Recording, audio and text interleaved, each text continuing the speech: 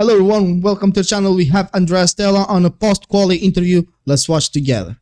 Well, Andrea, a bittersweet day for you and the team. We'll get to Lando in a second. But what about Oscar? That's a great performance, isn't it? After a slow start, I think it's a steady start, I think it's fair to say. But to be on the front row of the grid's a great result. You mean steady start to the weekend? To the weekend. Well, yeah, this is a track at which you'd rather build up gradually because it can be very costly if you make a small mistake. So I think it's good from Oscar's side that he put all the performance together where he counted.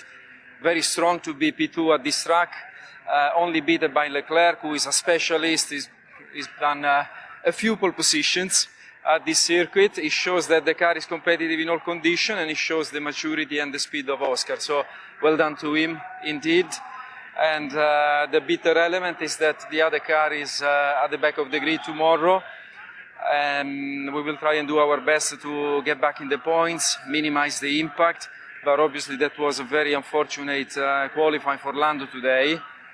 We were discussing now with the FIA as to why a yellow flag was displayed at that moment in time, which was extremely costly for our in the economy of this weekend. We will try and recover tomorrow. Okay, so we've been looking, Karun's been looking, trying to find it. Can you explain, because obviously Ocon was on the track, but he was a slow car. A slow car means that there is a white flag. Where was the yellow shown, and was it misshown when maybe a white should have been shown? And was it Orlando that saw it, and he saw yellow? Did the team say there is a yellow flag?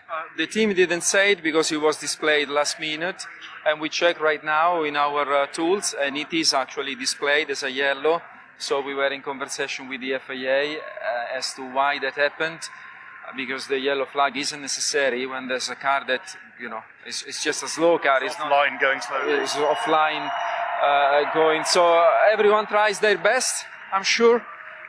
This time there was a situation which ideally, and I think by the regulation, shouldn't have happened. We pay the price. We don't give up.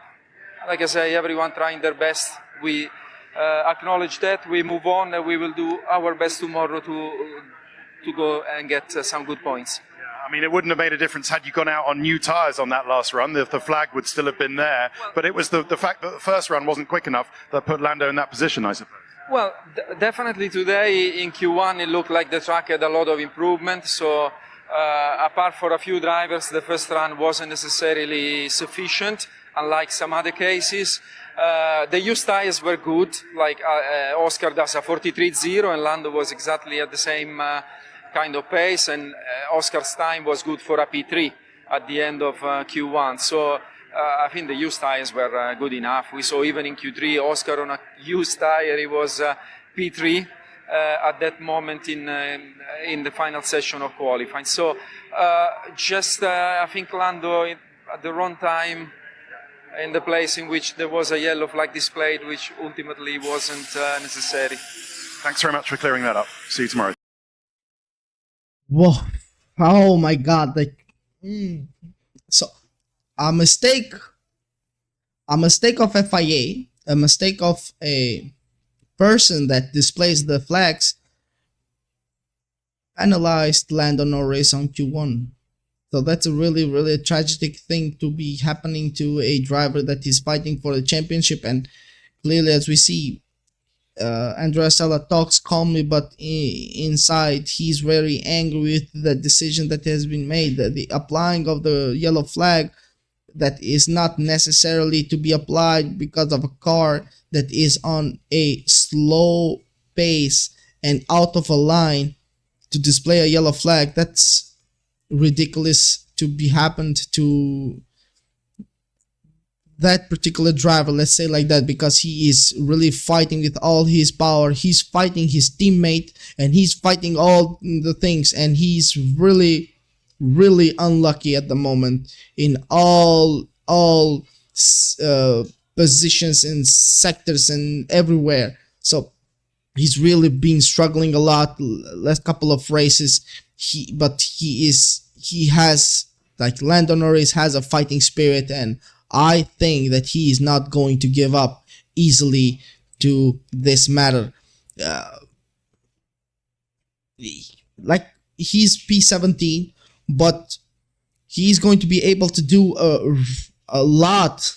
He's going to do a lot in the race tomorrow, because we just had an interview of him on our channel. Well, he said, like, I really am unlucky, but I'm gonna do everything on my power because I have a fast car, and I'm gonna do everything on my power to overtake as much as drivers as I can, to get as high as I can, because I want to win, and I want to win with all my might, and I don't want to win with someone giving me the place, or even gifting him the place to become a champion. I respect that a lot on him, because he's really is doing everything in his power to fight everyone around him to become a champion, and especially inside his team. There, he's been struggling a lot with Oscar Piastri in the past and in the present also, because they are not clarifying on the team who's driver 1 and who's driver 2, but they are always saying that we have 2 number 1 drivers on the team, and that's really frustrating, because there's no clarification on which one should fight for the driver's championship and which one should support the driver that is fighting for the championship, for the driver championship. But in the construction championship, McLaren is really close to winning the construction championship, but don't forget that Ferrari is right behind both of the teams, the Red Bull and the McLarens. And also Leclerc just got the pole position, and he is going to be the one also fighting for the drivers championship. As we see, more of the teams are getting on to their pace, like we saw today. Red Bull also getting onto the pace and getting a really good time. Perez just qualified in P4 ahead of Verstappen, I think, and also Piastri did a good job. I don't want to miss that. I don't want to take that apart. But beside that, he is very selfish when it comes to protecting, supporting, and helping his teammate to achieve his dream, becoming a championship and getting a pass through Max Verstappen. Andrea Stella is really a good team principal. He analyzes every detail, and he really speaks carefully. He chooses his words carefully, what he speaks, and who does he who does he give hope to. But clearly they're gonna have a talk with FIA about this mistake that happened from their side, and hopefully this thing will give a boost of positivity to Lando Norris to get a really good place. Why not even be on podium tomorrow on the race on Sunday? And hopefully we'll have a beautiful race tomorrow. So I hope for the best. Thank you everyone for watching this video with us. Please don't forget to like and subscribe our channel. If you have something to add up, comment down below, and I'll see you in the next one.